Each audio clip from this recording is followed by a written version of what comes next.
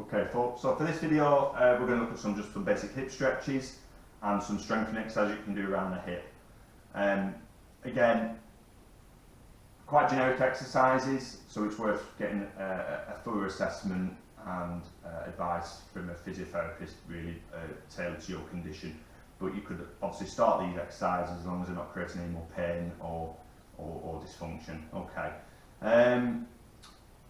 We'll start with some stretches, looking at holding these for 30 seconds to a minute, not into any real pain, just to feel a comfortable stretch, and then build on that range of movement as you get used to doing the stretches.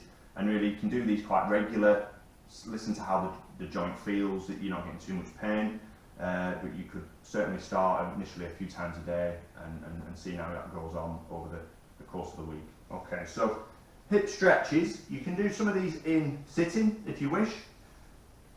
Knee flexion, pulling your knee up into your chest, and sometimes one of the rotation movements can be quite good to do, or two of the rotation movements can be quite good in sitting. So you could do internal rotation. So you're starting with your legs, knees a bit wider apart, more like shoulder width apart, but you can move one leg out the way that you're not stretching and push your knee in, so you're creating that internal rotation movement from your hip. And again, just hold that for 30 seconds to a minute. And external rotation, pushing down at your knee, so just let that ankle just rest on your thigh and just pushing down like that.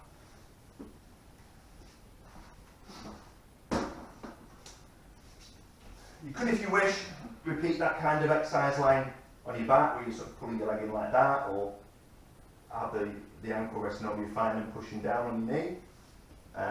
And you can also obviously repeat knee flexion, hip flexion, in that position by pulling your leg in towards your chest. Again, holding for 30 seconds to a minute. Strengthening around the hip. If you're capable, you can work on doing some squats. Bridging is a useful one for activating the glutes. Side lying, again, for some of the glute stability muscles. And we can also progress that by lifting the weight of your leg against gravity.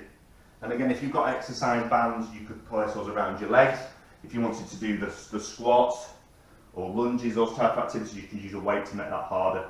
If it's more for endurance, more of a higher rep, body weight orientated exercises, and do as many repetitions and 3 to 4 sets. If it's more for strengthening, more of a resistance to failure, potentially lower repetition as well, really.